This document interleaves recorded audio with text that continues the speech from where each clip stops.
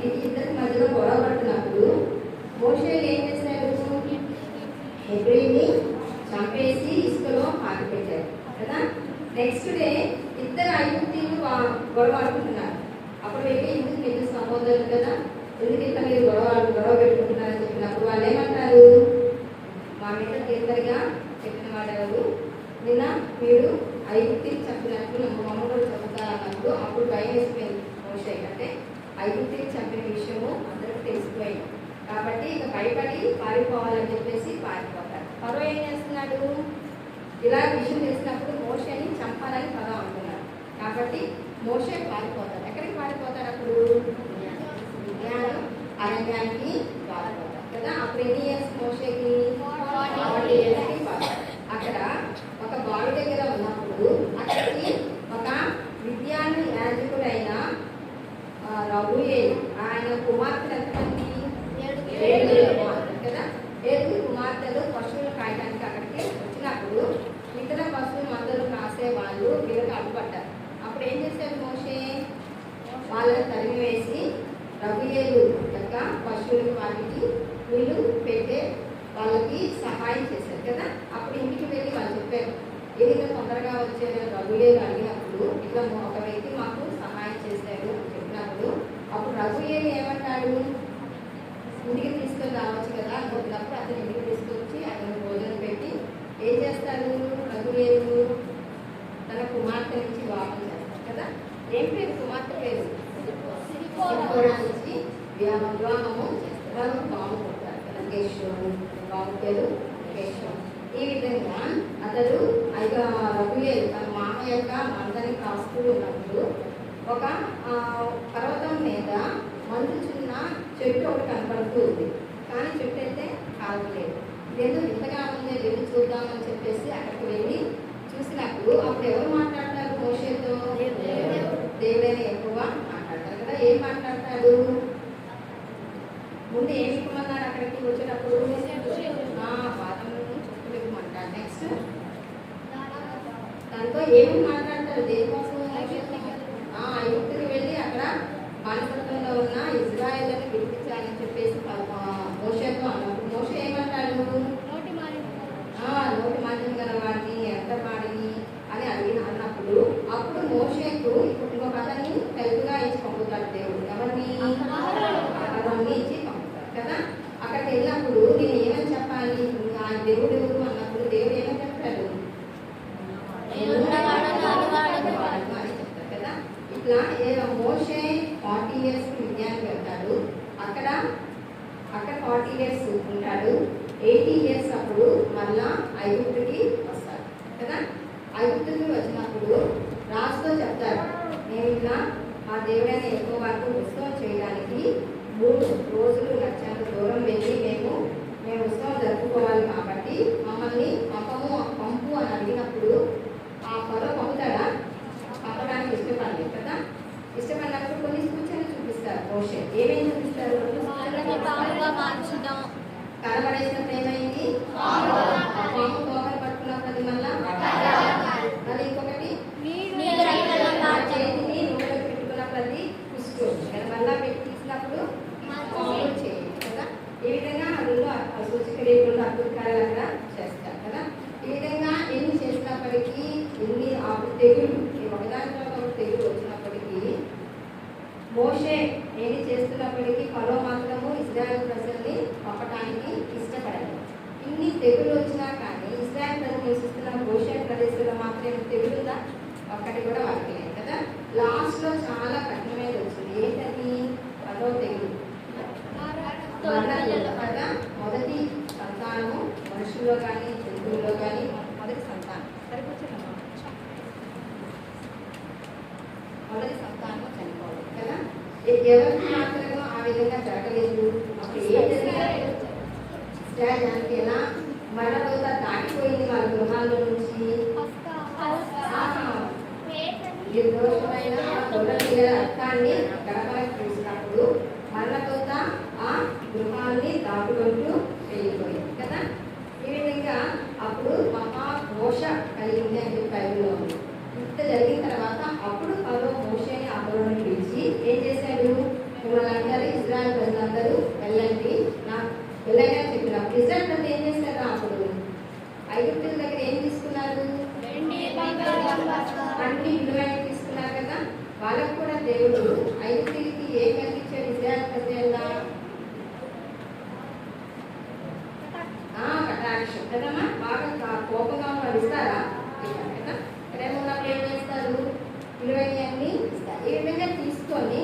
Israel ప్రజలు ఐగుప్తు నుంచి బయటకు వస్తారు. ఆ దినము పస్కా అనేది ఆచరించాలని చెప్పేసి దేవుడు చెప్తారు కదా.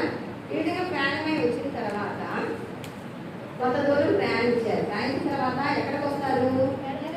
జనానికి వస్తారు కదా. ప్రయాణించినప్పుడు ఎంతమంది జనాంగం? ఇజ్రాయెల్ జనాంగం స్త్రీలు, పిల్లలు కాకుండా పురుషుల వరకు 6 లక్షల మంది కదా. ఈ విధంగా వాళ్ళు వచ్చేసిన తర్వాత అప్పుడు మళ్ళీ మోషేకి మరో కనిపించింది. ఎందుకు అనవసరంగా ఇజ్రాయెల్ ప్రజలు పంపించాము, ఇజ్రాయెల్ ప్రజల్ని పంపించేసాము, వాళ్ళ వల్ల తిరిగి తెచ్చుకోవాలని చెప్పేసి ఎంత సైన్యంతో వాళ్ళు వస్తారు? 600 మొత్తం సైన్యంతో వాళ్ళని వెంటాడుతూ వచ్చారు. ఇది ఈ సిచ్యువేషన్ ఇజ్రాయెల్ ప్రజలకు చాలా భయం వేసింది. ఇంతవరకు దేవుడు వాళ్ళకి ఏ తోడుగా వచ్చాడు? పగలు మేఘస్తంభము, రాత్రి తోడుగా వచ్చింది. ఇక నెక్స్ట్ ఆ రథంలో వాళ్ళందరూ వస్తున్నట్లయితే ఇజ్రాయెల్ ప్రజలకు చాలా భయం వేసి ఎందుకు మమ్మల్ని అరణ్యంలో చెప్పడానికి తీసుకొచ్చావా అని చెప్పేసి మోషేతో చెప్తారు కదా. అప్పుడు మోషే ఏం చేస్తాడు? ప్రతి విషయంలో మోషే ఏం చేస్తాడు? వాళ్ళు సంకటం మోషే ప్రార్థన చేయడం, దేవుడు సహాయం చేయడం కదా. ఆ మోషే ప్రార్థన చేసిన దేవుడు ఏం చెప్తున్నాడు? అమ్మా చేయి చాపమన్నారు కదా. కాబట్టి ఏమైనది? ఎలా అయిపోయింది అంటే నీరు గోడలాగా అయిపోయింది. 6 నెలల మీద ఇజ్రాయెల్ ప్రజలంతా నడుచుకుంటూ పోయారు. నెక్స్ట్ వాళ్ళు వెంటాడుతూ వచ్చిన ఐగుప్తీయుల రథము అందరూ ఏమైపోయారు? నీళ్ళలో మునిగిపోయారు. చక్రాలని ఇసుకలో మునిగిపోయి నీళ్ళలో మునిగిపోయారు, మొత్తం చనిపోయారు. ఇజ్రాయెల్ ప్రజలు అయితే ఏమయ్యారు? సముద్రాన్ని దాటి క్షేమంగా బయటకి కదా. మనం ఉదయం మార్నింగ్ లెసన్లో నేర్చుకున్నాం కదా. ఎర్ర సముద్రాన్ని దాటి వచ్చిన తర్వాత నెక్స్ట్ ఏ ప్రదేశానికి వాళ్ళు వెళ్ళారు? ఎర్ర సముద్రం దాటిన ఎక్కడికి వెళ్ళారా వాళ్ళు? షూరు అరణ్యానికి వెళ్ళారు కదా. షూరు అరణ్యంలోకి వెళ్ళిన తర్వాత అక్కడ మన సనిగారు దేవుని మీద ఏం సనిగారు? షూరు అరణ్యానికి వెళ్ళినంత మారాకి వెళ్ళారు. అక్కడ నీళ్ళు కనపడ్డాయి. నీళ్ళు కనపడ్డాయి కానీ చేదుగా ఉండాలి. కాటాలు చేదుగా ఉన్న వాటిని తాగలేదు కదా. అప్పుడు ఏం చెప్పారు దేవుడు? మోషే ప్రార్థించినప్పుడు కొమ్మలు తీసి దానిలో వేసేది. వేసినప్పుడు ఏమైంది? మధురంగా అయిపోయింది కదా. అది తాగి దేవుడు స్థుతించుకుంటూ మళ్ళా షూ నుంచి ఎక్కడికి వచ్చారు? షూ నుంచి సీను అరణ్యానికి వస్తారు కదా. సీను అరణ్యంలో కూడా మళ్ళా వాళ్ళకి కొంత అనిపించిన అది వాళ్ళు హ్యాపీగా లేరు. ఎందుకని? ఏ విషయంలో వాళ్ళకి తిని వాళ్ళకి బాగా అనిపించలేదు. మేమైతే అక్కడ ఐదులో ఉన్నప్పుడు చక్కగా మాంసం అని వండుతూ తినేవాళ్ళము, ఇక్కడ ఏమీ లేదు అని చెప్పేసి మళ్ళా సంగతి సరిగినప్పుడు అప్పుడు దేవుడు ఏం చేశాడు? వాళ్ళకి ఎలాంటి ఆహారాలు ఇచ్చాడు?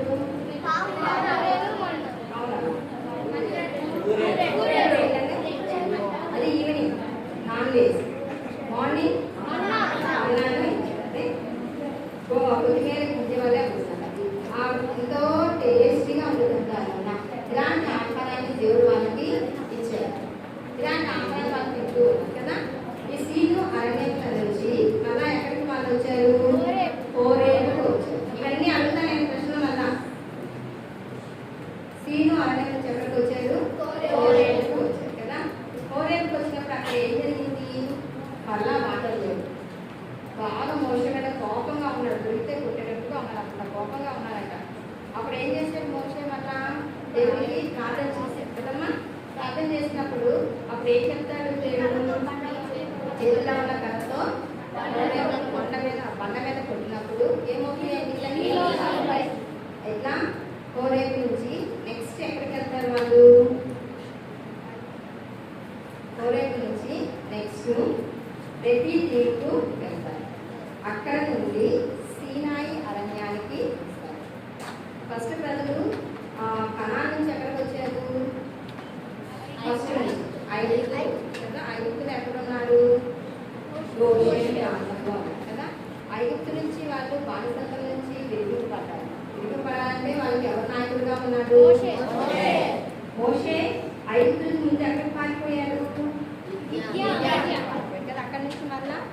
ఐగుప్తుకి వచ్చాడు. ఐగుప్తుకి వచ్చిన తర్వాత ఇజ్రాయెల్ ప్రజలను తీసుకొని ఎర్ర సముద్రాన్ని దాటి షూరు అనే అరణ్యానికి వచ్చారు కదా. షూరు నుంచి ఎక్కడికి వచ్చారు?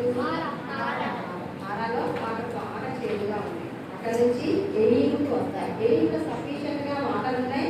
అదేవిధంగా ఏదో చెప్పారు, బాగా హ్యాపీగా ఉన్నారు. అక్కడ నుంచి నెక్స్ట్ ఎక్కడికి వస్తారు? సీను అరణ్యానికి వస్తారు కదా. సీను అరణ్యం నుంచి ఎక్కడికి వస్తారు? కోరేపు దగ్గరికి వస్తారు. అక్కడ నుంచి రెఫీదీముకు వస్తారు. రెఫీదీము నుంచి సీనాయి అరణ్యంలో వస్తారు.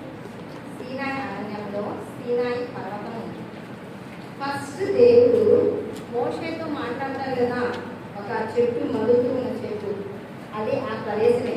అప్పుడు దేవుడు మోషేతో ప్రమాణం చేస్తారు. ఏంటి బైబిల్? నిర్గమకాండము 3వ అధ్యాయము 12వ వచనం. ముందు తీసుకోవాలి చదవాలి. నిర్గమకాండము 3వ అధ్యాయము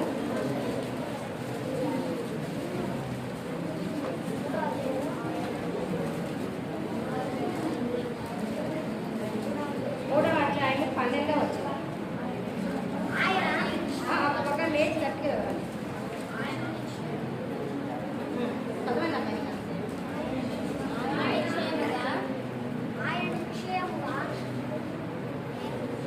ఆయన నిశ్చయముగా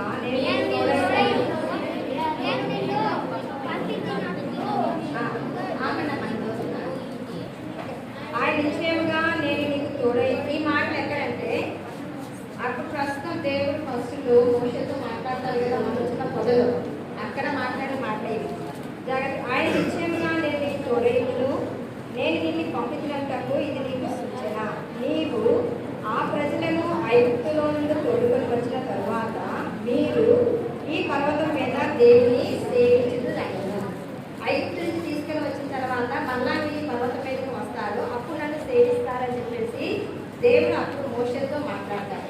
అవన్నీ మోషేకి జ్ఞాపకం వస్తూ ఉన్నాయి. సీను అరణ్యంలోకి వచ్చినప్పుడు అక్కడ ప్రజలు సీను అరణ్యంలోకి వచ్చిన తర్వాత అక్కడ వాళ్ళు గుడారాలు వేసుకొని అక్కడ ఉంటారు. అప్పుడు మోషేతో దేవుడు మాట్లాడతారు. దేవుడు మాట్లాడతారంటే వినండి జాగ్రత్తగా. ఇక లెసన్లోకి వచ్చేస్తాం. ఈరోజు లెసన్లోకి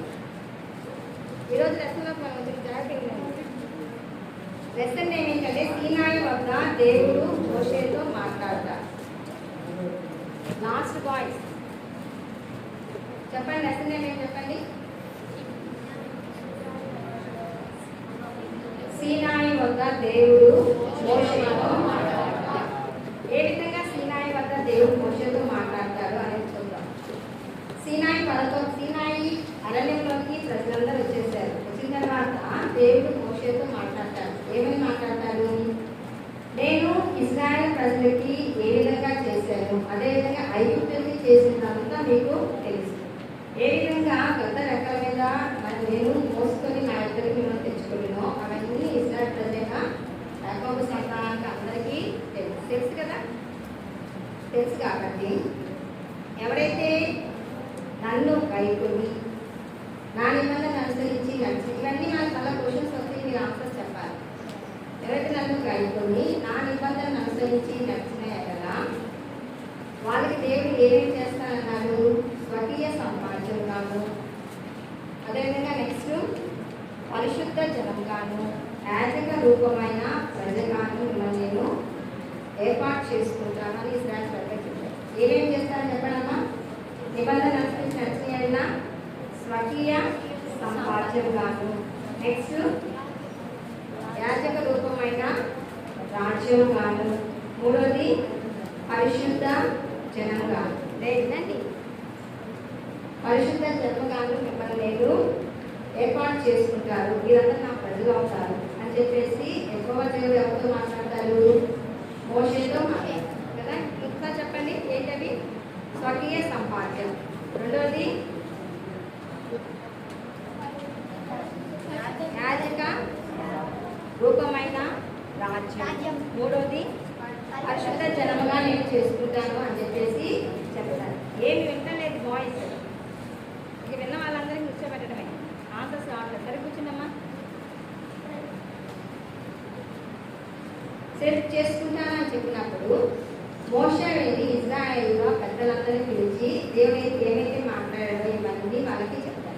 చెప్పినప్పుడు ఇజ్రాయెల్ అందరూ ఏమంటారు మోషేతో, దేవుడు ఎలా చెప్పాడో అలా చేద్దామని చెప్పేసి అన్నప్పుడు వెంటనే మళ్ళా మోషే దేవుని ఎదురుకు వెళ్ళి ఇజ్రాయెల్ చెప్పిన మాట యెహోవా దేవుడితో చెప్తారు. అప్పుడు యెహోవా దేవుడు ఏమంటాడంటే, నేను నీతో మాట్లాడుతున్న విషయం జనులందరూ చూసి అన్నా అప్పుడు నీ మాటలు వాళ్ళు విశ్వసిస్తారు. కాబట్టి కారు మబ్బులలో నేను వాళ్ళ వద్దకు వస్తాను. ఎట్లా వస్తానని దేవుడు, కారు మబ్బులో నేను వాళ్ళ వద్దకు వచ్చినప్పుడు నీతో మాట్లాడినప్పుడు జనులందరూ చూసాను అనుకోండి. అప్పుడు మోషే ఏం చెప్పినా కానీ జనులందరూ నమ్ముతారు. కాబట్టి అలా చేస్తాను. అయితే నువ్వు ఏం చేయాలి, ముందు ఇజ్రాయెల్ ప్రజలు ఏం చేయాలి, వాళ్ళని పరిశుద్ధపరచాలి 2 days. ఆ విధంగా వాళ్ళు కూడా తమ బట్టలు ఉతుక్కొని సిద్ధపడాలి 3వ రోజుకి. కానీ దేవుడు మోషేతో అంటారు, ఆ సిద్ధపడి ఎక్కడికి రావాలి వీళ్ళందరూ, సీనాయి పర్వతం దగ్గరికి రావాలి. సీనాయి పర్వతం దగ్గరికి వచ్చిన తర్వాత అందరూ ఎవరు సీనాయి పర్వతం దగ్గరికి రాకూడదు. వాళ్ళ చుట్టూ ఒక మేడ ఏర్పాటు చేస్తారు.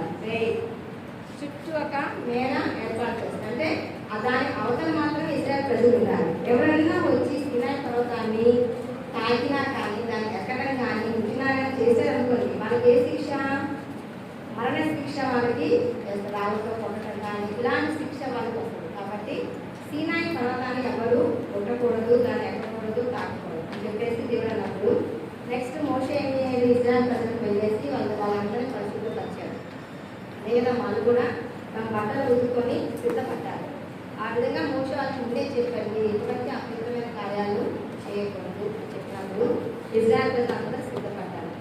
ఆ 3వ దినమున మార్నింగ్ ఏమైంది, పెద్ద పెద్ద ఉరుములు, ఇంకా సాంద్ర మేఘము, దూరమైన పెద్ద గొప్ప శబ్దము ఈ పర్వతం మీదకి వచ్చిందంట. ఈ పెద్ద పెద్ద శబ్దాలు, ఉరుములు, మెరుగులు, సాంద్ర మేఘము, దూర యొక్క మహాధ్వని ఇవన్నీ వచ్చినప్పుడు ఇజ్రాయెల్ ప్రజలకి భయం వేసిందంట వాళ్ళకి బయటకు రావాలంటే. అప్పుడు మోషే వాళ్ళ దగ్గరికి వెళ్ళి ఏం చేశారు, వాళ్ళని పాలెంలో నుంచి వెలుపలికి తీసుకుని వచ్చి సీనాయి కొండ దిగువన వీళ్ళందరినీ ఏర్పాటు చేశారు. సీనాయి కొండ దిగువ వీళ్ళందరూ ఏర్పాటు చేశారు. ఇది మోషే.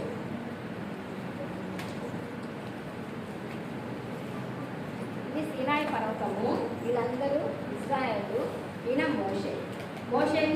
మోషే చెప్తూ ఉన్నాడు వాళ్ళందరికీ, మీరు సీనాయి పర్వతం కొట్టకూడదు, తాకకూడదు, ఆ మేర ఆ బోర్డర్ దాటి లోపలికి రాకూడదు, దాన్ని వెళ్తూనే ఉన్నారు. అసలు బోర్డర్ దాకా కాకుండా దాని దగ్గరికి సీనాయి పర్వతం దగ్గరికి రావాలని ఇజ్రాయెల్ ప్రజలకు బాగా భయం వేస్తుందంట. ఎందుకని, ఏమొచ్చింది దాని మీదకి, వాయిస్ చెప్పండి,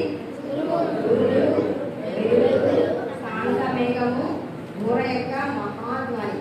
దీన్ని చూడగా వాళ్ళకి బాగా భయం వేస్తుంది, దగ్గరికి రావాలని వాళ్ళు భయపడిపోయారు. అయితే మోషే వాళ్ళందరూ వెలుపలికి తీసుకొచ్చి దిగున వీళ్ళందరినీ ఉంచారు. ఆ తర్వాత దేవుడు ఏం చేశాడు, దేవుడైనా ఎక్కువ అగ్నితో పర్వతం మీదకి వచ్చాడు. అగ్నితో పర్వతం మీదకి వచ్చాడు. పర్వతం మీదకి వచ్చినప్పుడు అక్కడంతా ఏమైందంట, ధూమం. ఎలాంటి ధూమం, పొలిలో ధూమం ఉంటుంది కదా, అట్లా ఫుల్గా మొత్తం ధూమం అంట.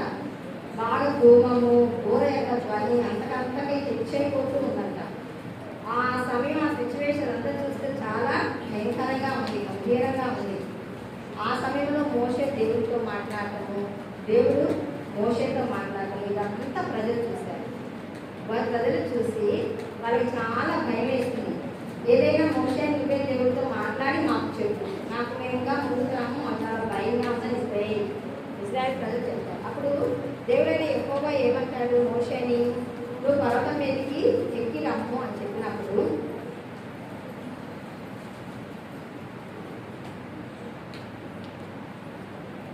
మోషే పర్వతం మీదకి వెళ్తారు. వెళ్ళినప్పుడు అప్పుడు దేవుడు ఏమి ఇస్తాడు, 10 commandments, 10 ఆజ్ఞలను మోషేకి ఇస్తారు కదా. 10 ఆజ్ఞలు ఎవరికైనా తెలిసిన 10 ఆజ్ఞలు ఏంటో, 10 ఆజ్ఞలు సంతోషమా,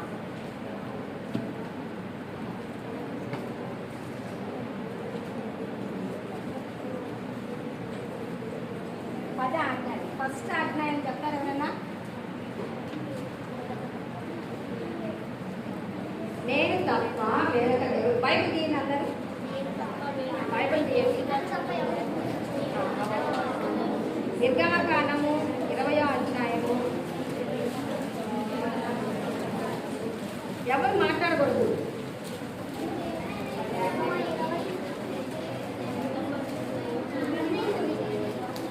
కీర్తి చెప్తుంది వినండి అందరూ.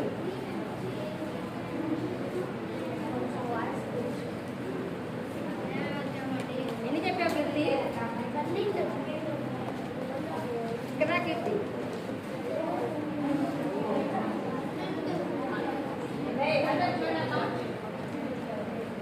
Thou shalt have no other gods before me. చెప్పరా కీర్తి తెలుగులో. నిలబడి చెప్తురా రామ్మా కీర్తి. సరే బైబిల్ తీయండి అందరూ. నిర్గమకాండము 20వ అధ్యాయము 1 చూడండి. ఫస్ట్ ఏంటి? నేను తప్ప వేరొక దేవుడు మీకు ఉండదు. Thou shalt have no other gods. Second చూడండి. Thou shalt not make unto thee any graven image. అంటే చూడండి.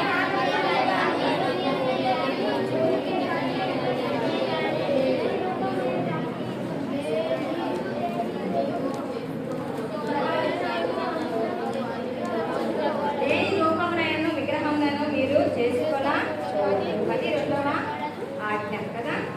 నెక్స్ట్ 3వ చూడమ్మా. ఏంటి?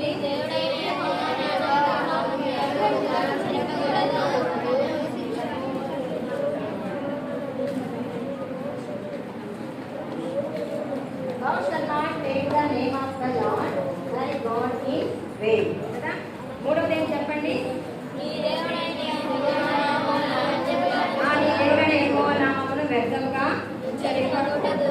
Next 4th commandment. Remember the law, remember the Sabbath day to keep it holy.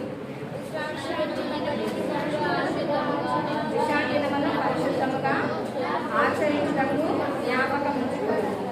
Honor thy father and thy mother. తండ్రిని సన్మానింపవలెను. Next 6th. Thou shalt not kill. నరహత్య చేయకూడదు. Thou shalt not commit adultery. వ్యభిచరింపకూడదు. Thou shalt not steal. Thou shalt not bear false witness. సాక్ష్యము పలకకూడదు. Thou shalt not covet. పొరుగువాని దేనిని ఆశింపకూడదు. ఇవన్నీ దేవుడు ఇచ్చిన ఆజ్ఞలు, పదాజ్ఞలు కదా. ఫస్ట్ ఏంటి? నేను తప్ప మనకి దేవుడు తప్ప ఇంకొకరిని మనం ఎవరైనా దేవుడిగా చేసుకున్నాం అనుకోండి, ఆజ్ఞలు మీరంటే అవుతాం కదా. కాబట్టి ఇక ఎవరిని మనము సేవించే వాళ్ళగా మనము ఉండకూడదు. దేవుడు ఎన్నో అద్భుత కార్యాలు, ఆశ్చర్య కార్యాలు చేసి ఇస్రాయేల్ ప్రజల్ని ఆయన బానిసత్వం నుంచి తీసుకొని వచ్చారు కదా. ఇంత గొప్ప దేవుడు అనుకున్నారు. మనం ఆ దేవుడు తప్ప ఇంకెవరిని మనం పూజించే వాళ్ళగా ఉండకూడదు. 2వది దేని రూపమైనను విగ్రహమైనను చేసుకున్నప్పుడు. విగ్రహాలు వెండితో కానీ బంగారంతో కానీ, వెండితో కానీ బంగారంతో కానీ మన విగ్రహాలని చేసుకున్నప్పుడు కదా. విగ్రహాలంటే ఈ లోకంలో చాలా విగ్రహాలు చూస్తూ ఉంటాం. వాటిని పెట్టుకొని పూజించడం కాదు మాత్రమే కాదు, కానీ విగ్రహం అంటే ఏంటి?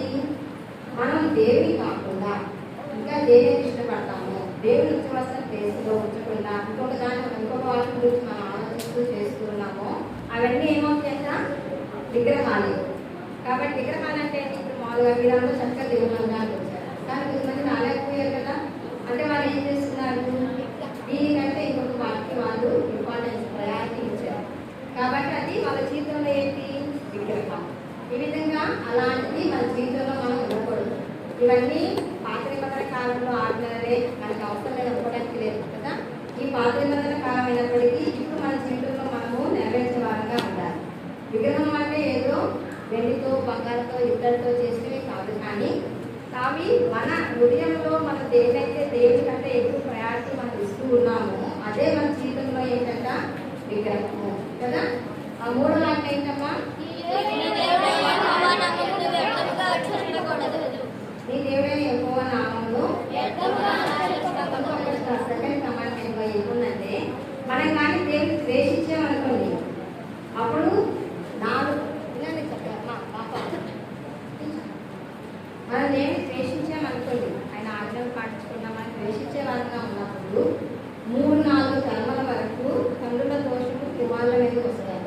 ఎప్పుడైతే మనం దేవుడిని ప్రేమిస్తున్నామో అప్పుడు 1000 తరముల వరకు దేవుడికి కనికరం మన మీదకి వస్తుంది. కాబట్టి మనం ఏం చేయాలి? దేవుని ప్రేమించే వాళ్ళగా ఉండాలి. దేవుని మనం ద్వేషించే వాళ్ళగా కాకుండా దేవుని మనము ప్రేమించే వాళ్ళగా. మూడో ఆజ్ఞ ఏంటి? దేవుడనే వాడిని ఇలా వ్యర్థంగా ఉచ్చరించే వాళ్ళని దేవుడు ఏం చేస్తాడంట? నిర్దోషిగా ఎంచాడు. అంటే నిర్దోషిగా ఎంచాడు. అతను ఏమవుతాడు? దోషి. వ్యర్థంగా ఉచ్చరించడం అంటే ఏంటి? కొన్ని విషయాల్లో అర్థం లేకుండా ప్రధానికి దేవుడు దేవుడు దేవుడు మాట్లాడుతూ ఉంటారు కదా, ఒట్టి పెట్టుకుంటూ ఉంటారు. ఇవన్నీ చేయదు. ఇలా చేయడం వల్ల ఏమవుతున్నాము? ఆకలి విలువగా ఉంటాం. బాబు నెక్స్ట్ 4th కమాండ్మెంట్ ఏంటమ్మా?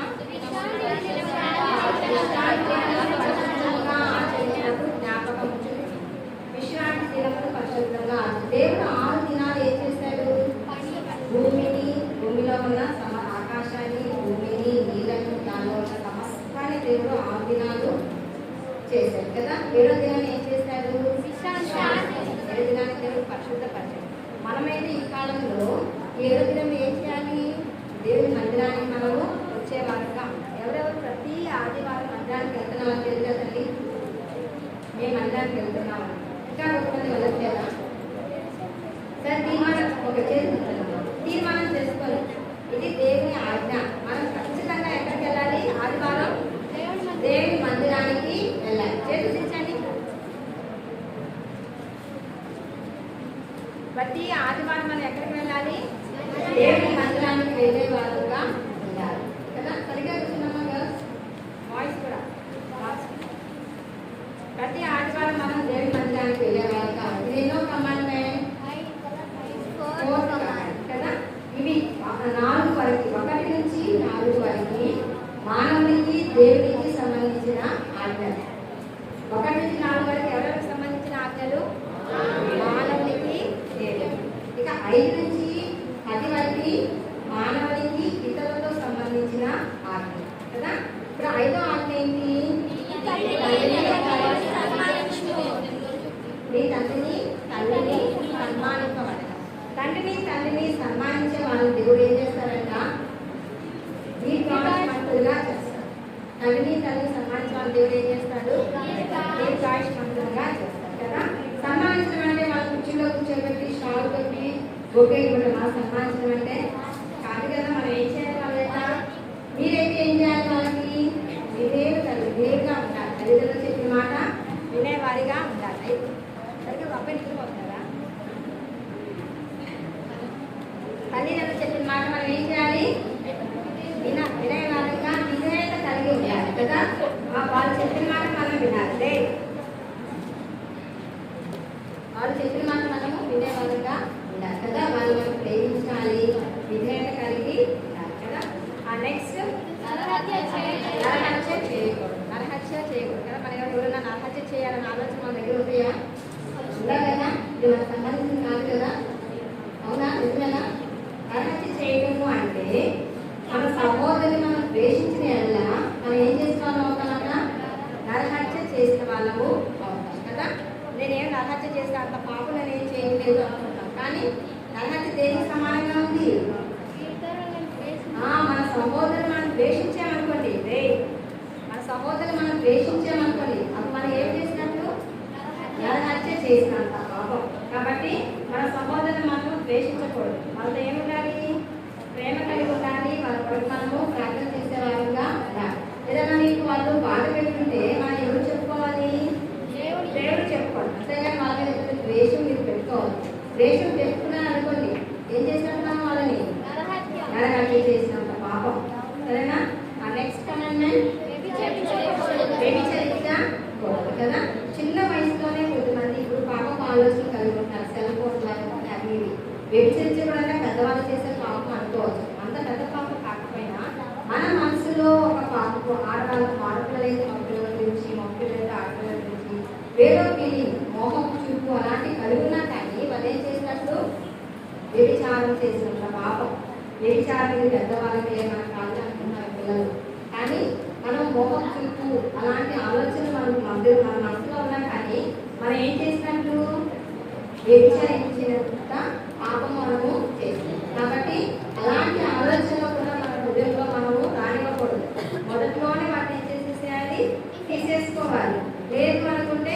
వాటిలోనే మనకి పడిపోతాము, అనవసరమైన పాపాలను మనము మూడగట్టిన వారుగా.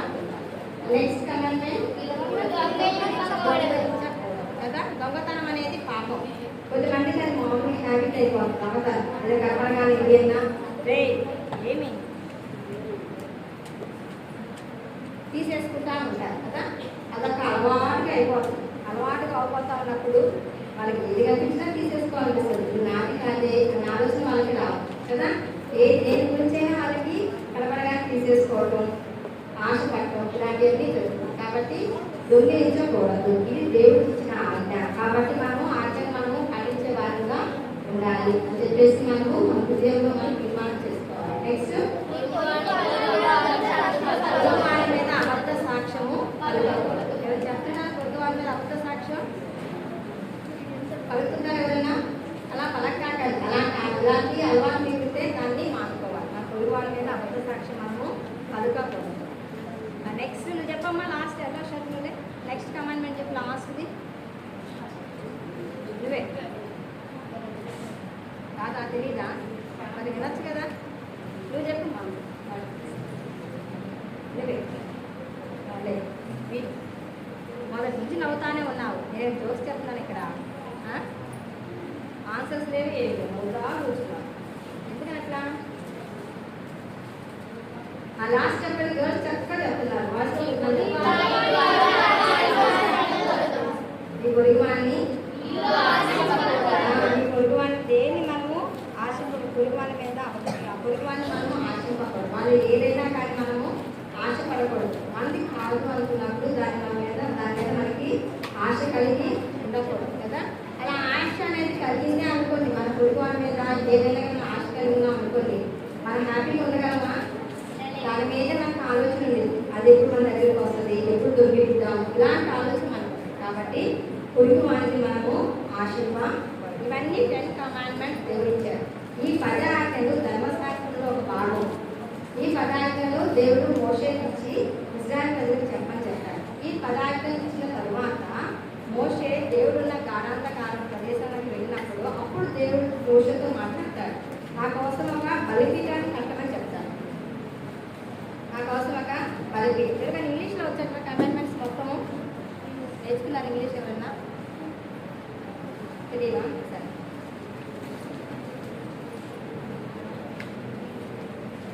ఒక బలిపీఠాన్ని కట్టమని చెప్తారు దేవుడు. ఒక బలిపీఠం. ఎందుకు బలిపీఠము? బలిపీఠం మీద ఏమర్పిస్తారు? దహన బలులు, సమాధాన బలి, ఇవన్నీ బలిపీఠం మీద అర్పిస్తారు. ఎవరిని అర్పిస్తారు బలిపీఠం మీద? వాళ్ళు చెప్పండి. గొర్రె పిల్లల్ని, మేక పిల్లల్ని బలిస్తూ ఉంటారు. ఎందుకు ఇస్తారు? అక్కడ ఏం చిందింది వాళ్ళు అక్కడ బలిచ్చినప్పుడు? రక్తం చిందడం వల్ల ఏమవుతుంది? పాప క్షమాపణ కలుగుతుంది. కానీ దేవుడు ఏం చేస్తారు? మట్టితో ఒక బలిపీఠాన్ని కట్టమని చెప్తారు. దాని మీద గొర్రె పిల్ల కానీ, మేక పిల్ల కానీ, దహన బలి, సమాధాన బలి అర్పించాలని చెప్పేసి దేవుడు చెప్పినప్పుడు మోషే ఒక బలిపీఠాన్ని కట్టారు కదా. ఇది పాత నిబంధన కాలంలో ఇలా బలిపీఠాన్ని కట్టడం, దాని మీద బలులు అర్పించడం జరిగింది. కానీ ఇప్పుడు జరుగుతుంది అవన్నీ ఎందుకంటే జరగడం లేదు. దేవుడు ఏం చేశారు? తన కుమారుని ఈ లోకానికి పంపించారు కదా. పంపించిన తర్వాత ఏం చేశారు?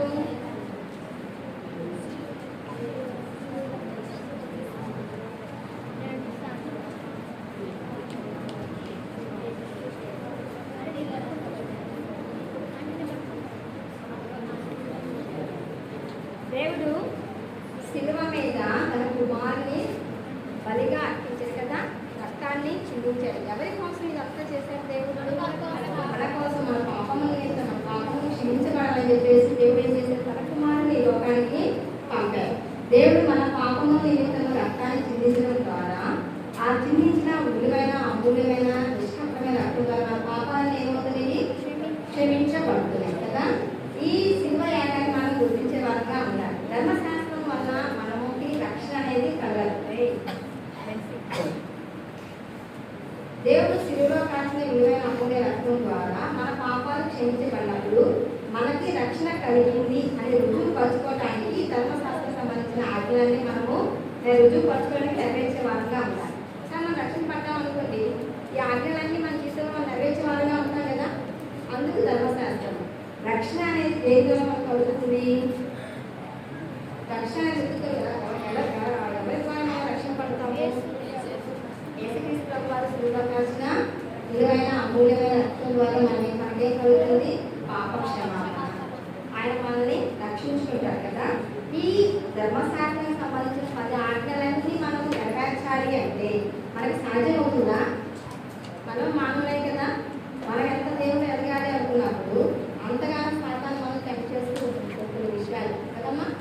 అలాంటప్పుడు మనము దేవుడు ఎదగాలి అంటే దేవుడు మనకి ఏం చేశాడు? రక్షింపబడ్డవాడు దేవుడు ఎవరు ఇచ్చారు మనకి? పరిశుద్ధాత్మను మనకి. పరిశుద్ధాత్మ సహాయంతో మనం ఏం చేయగలము? మంచి పనులని చేయగలము కదా. ఈ మంచి పనులని చేయడం ద్వారా ధర్మశాస్త్రాన్ని మనము రుజువు చేసే వాళ్ళంగా ఉండాలి. ధర్మశాస్త్రం యొక్క ఆజ్ఞలు కొంతమంది అనుకుంటారు ఇవన్నీ పాఠంలో సంబంధించిన ఆజ్ఞలు, ఇవన్నీ మనకు కాదు కదా. నేర్చుకున్నారు కదా, వాటిలో మనం ఎలా నిర్వహించాలనే విషయాన్ని. ప్రశ్న వేయనా? బాయ్స్ గా ప్రశ్న, గర్ల్స్ గా ప్రశ్న, ఎవరు ఎక్కువ సమాధానం చెప్తారో చూద్దాం. చెప్పిన ఫస్ట్ లెసన్ నుంచి ప్రశ్న ఏనా? ఓకే, చూడండి. ఫస్ట్, ఇశ్రాయేలు ప్రజలు ఏ ప్రాంతం నుంచి ఏ ప్రాంతానికి వచ్చారు? కనాన్ నుంచి ఐగుప్తుకి వచ్చారు. అప్పుడు ఐగుప్తులు ఎవరు అధికారిగా ఉన్నారు? యోసేపు రాజు. ఫరో అంటే రాజు. యోసేపు అధికారిగా ఉన్నారు కదా.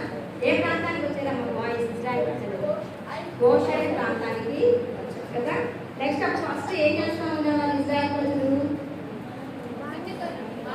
ఇంటికి అది పనిష్మెంట్. ఫస్ట్ ఆ గొర్రెలు కాసేవాళ్ళు, పంటలు పండించారు కదా. ఇక ఆ తర్వాత కొద్దికాలానికి వీళ్ళంతా చనిపోయిన తర్వాత యోసేపు ఎరుగని రాజు అక్కడ వస్తారు. యోసేపు అంటే తెలియని రాజు వస్తారు కదా. ఆ రాజు వచ్చినప్పుడు వీళ్ళకి ఏం చేస్తారు? వెట్టి పనులు, కొన్ని ఇవన్నీ చేస్తారు. ఈ విధంగా ఉన్నప్పుడు ఒక ఫ్యామిలీ పేరు చెప్పారు, వైఫ్ అండ్ హస్బెండ్. ఏం పేరు వాళ్ళ పేరు? అబ్రాము. వాళ్ళ కుమార్తె పేరు కదా మిరియాము. ఆ తర్వాత అత్తరోళ్ళు. తర్వాత ఎవరు పుట్టారు? మోషే. ఎన్ని సంవత్సరాలు అక్కడ ఐగుప్తులో ఉంటారు? అప్పుడు నెక్స్ట్ ఐగుప్తుని చంపిన తర్వాత ఎక్కడికి వెళ్ళిపోతారు? విజయానికి వెళ్ళాక మీరు ఒక యాజకుడు కుమార్తెలు అక్కడ కనపడతారు. యాజకుడి పేరేంటి? కుమార్తె కనపడింది.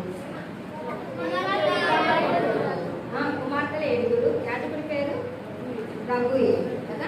రఘుయేలు. నెక్స్ట్ వాళ్ళ అప్పుడు తన కుమార్తె ఆమెను రఘుయేలు ఇక్కడికి మోషే వివాహం చేస్తారు. ఏం పేరు? ఆ పేరు వాళ్ళ కుమారుడి పేరు గెర్షోను కదా. నెక్స్ట్ 40 years నుంచి నెక్స్ట్ మళ్ళీ ఐగుప్తుకి వచ్చేస్తారు.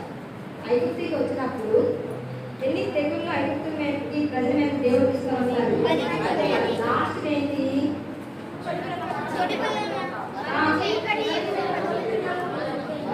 వచ్చి అర్ధరాత్రి వేళ మొత్తం వాళ్ళ సంతానం చనిపోవాలి కదా. అది పస్కా. అప్పటి నుంచి పస్కాని ఆచరించడం అనేది జరుగుతుంది. దోషమైన గొర్రెపిల్లని వధించి ఆ మాంసాన్ని అప్పటికప్పుడే తినేయాలి. దానివల్ల పట్టవాళ్ళకి ఇవ్వకూడదు. పులియని రొట్టెలు మాత్రమే 7 days తినాలి. ఇది ఈ విధంగా పస్కాని ప్రతిసారి ఆచరించాలని చెప్పేసి దేవుడు ఎవరు చెప్తాడు? మోషేకి, ఇశ్రాయేలు ప్రజలకి చెప్తారు కదమ్మా. ఆ నెక్స్ట్ ఎర్ర సముద్రాన్ని దాటారు. దాటిన ఎక్కడికి వచ్చారు? అరణ్యానికి వచ్చారు. అక్కడ మళ్ళీ వాళ్ళు అడిగారు దేని విషయంలో? వాయిస్ చెప్పండి. మారా కదా. మారాకి వచ్చినప్పుడు నీళ్ళు చేడుగా ఉన్నాయి.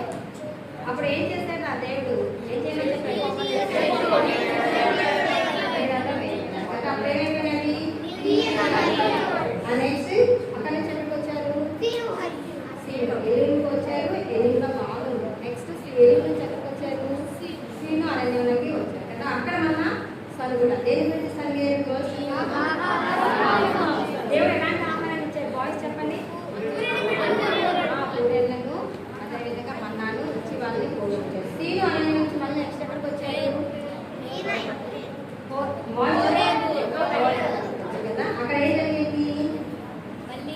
పంటలు పడినప్పుడు వాటర్ వస్తుంది కదా. 4 నుంచి ఎక్కడికి వచ్చారు? రెడ్డి దేవుడు ఎక్కడి నుంచి సీనాయి పర్వతానికి వస్తారు కదా. సీనాయి పర్వతంలో దేవుడు నన్ను నా నిబంధన అనుసరించి నడిచిన 3 కార్యాలు చేస్తానని చెప్పారు. ఫస్ట్ చెప్పండి గర్ల్స్, చెప్పండి. స్వకీయ సాంపాద్యం. బాయ్స్ చెప్పండి. మాకు రాజ్యం. గర్ల్స్ జనంగా చేసుకుంటాను కదా. ఎట్లా వాళ్ళ మీదకి వచ్చాడు దేవుడు? గురువులు, మెరుగులు, శాంతమేఘము, ఊర యొక్క మహాధ్వని, ధూపము. అది ఎలా ఉంది?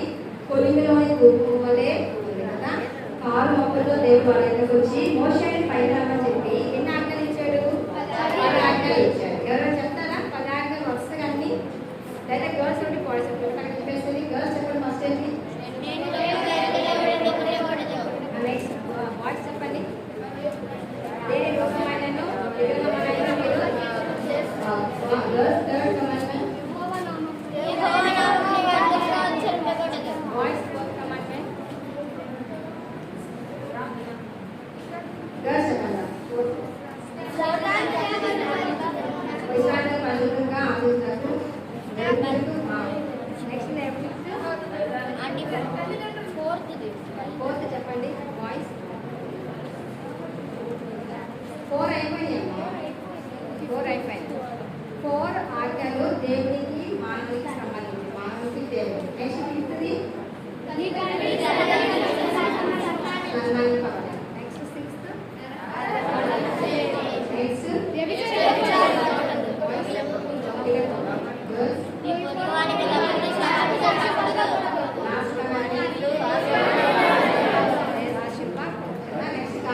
వెళ్ళినప్పుడు మోషేతో దేవుడు ఏమంటాడు? బలిపీఠాన్ని కట్టమని చెప్తాడు కదా. బలిపీఠం మీద ఏ విధంగా వర్ణించబడాలి? అప్పుడు కాలంలో కానీ దాని బదులు దేవుడు ఏమొచ్చాడు? ఆయనే వధింపబడిన గొర్రెపిల్లగా ఈ లోకంలోకి వచ్చి ఆయన ఏం చేశాడు? శిలువలో విలువైన అమూల్యమైన రక్తాన్ని కాచాడు కదా. ఇది ఎక్కడ ఉంది? యోహాను సువార్త 1వ అధ్యాయము 29వ వచనం. మళ్ళా మనం రోమా 6:23 చూసినప్పుడు మనకి ఏం తెలుస్తుందంటే దేవుడు ఇందువల్ల ఇలాంటి కార్యం చేయాల్సి వచ్చింది ఈ లోకంలో. అంటే అశాశ్వతమైన లోకం కదా. మనకి నెక్స్ట్ ఏముంది?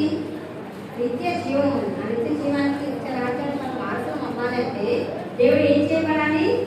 చనిపోవాలి, సమాధి చేయబడాలి, 3వ దినంన తిరిగి లేపబడాలి. అందు నిమిత్తము దేవుడి లోకానికి వచ్చి మనం నిత్య రాజ్యానికి వారసులుగా చేశారు. మనం అందరూ నిత్య రాజ్యానికి వారసులం అవుతామా? జరా బాయ్స్ అవుతామా? అందరం నిత్య రాజ్యానికి వారసులము. ఎవరు మాత్రం అమ్మగారు నిత్య రాజ్యానికి వారసులు? దేవుని ఎవరైతే తన సొంత రక్షకునిగా అంగీకరిస్తారో వాళ్ళు మాత్రమే నిత్య రాజ్యానికి వారసులు అవుతారు. ఇంకా దేవుని ఎవరైనా రక్షకునిగా అంగీకరించకపోతే ఈ దినమే మీరు తీర్మానం చేసుకుని దేవుడు మన కోసం లోపలికి వచ్చాడు, రక్తాన్ని చిందించాడు, మన పాపముల నిమిత్తం చిందించాడు కదమ్మా. మన పాపాలు ఒప్పుకున్నప్పుడు దాన్ని మనం విశ్వసించినప్పుడు మనకి దేవుడు ఏమి ఇస్తాడు? రక్షణ భాగ్యాన్ని ఇస్తాడు. మనం రక్షణ పడినప్పుడు మన నెక్స్ట్ దేనికి వారసం అవుతాము? ఆ నిత్య రాజ్యానికి మనము వారసం అయ్యే వాళ్ళంగా కనుక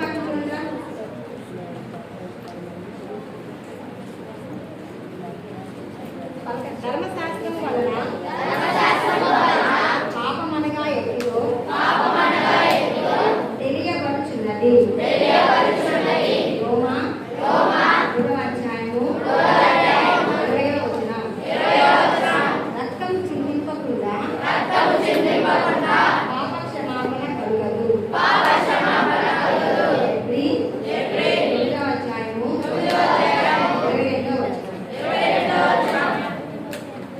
ఈ రెండు కట్టుబాట్లను నేర్చుకోవాలి.